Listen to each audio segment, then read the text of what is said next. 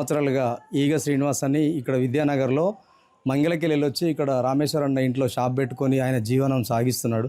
తనకు ఇద్దరు, ఒక పాప ఒక బాబు. పాప బాగా చదువుకుంటుంది. ఈ అబ్బాయి కొంచెం చదువులో పోరుండి మల్లారెడ్డి కాలేజీలో సీటు కూడా డబ్బులు పెట్టి కొన్నాడు. అయినా సరిగా చదవకుంటే అబ్బాయి ఇంటికి వచ్చి ఎప్పుడు చూసినా ఫోన్ పట్టుకొని ఆ గేమ్ ఈ గేమ్ అనుకుంటూ ఆడుతున్నాడు. ఆ ఉద్దేశంతో ఈరోజు వాళ్ళ అబ్బాయి వాళ్ళ ఫాదరు ఊరికెళ్ళి వచ్చేసరికి కూడా అదే ఫోన్ పట్టుకొని ఆడుతుండగా, ఏంటి నాన్న ఇంకా నువ్వు ఎప్పుడు కూడా మారవారా, ఇప్పుడు నువ్వు చదువుకు ఇన్ని లక్షల ఫీజు కడితే అని ఒక్క మాట మందలియడంతో ఆయన రెగ్యులర్గా ఇది మూడోసారి తలుపులు పెట్టుకుంటే మళ్ళీ ఆకలైనప్పుడు అతనే డోర్ తీసుకొని వచ్చి అన్నం తినేవాడు. కానీ ఈరోజు మాత్రం సొసైటీ చేసుకుంటాడని ఎవరు గ్రహించలేదు. ఆయన ఫోన్లో ఆన్లైన్ గేమ్స్ ఆడుతున్నాడు అనేది ఇంతకుముందు పబ్జీ ఉంటుండే. ఆ పబ్జీ ఉన్నప్పుడు చాలా ఆడేవాడు.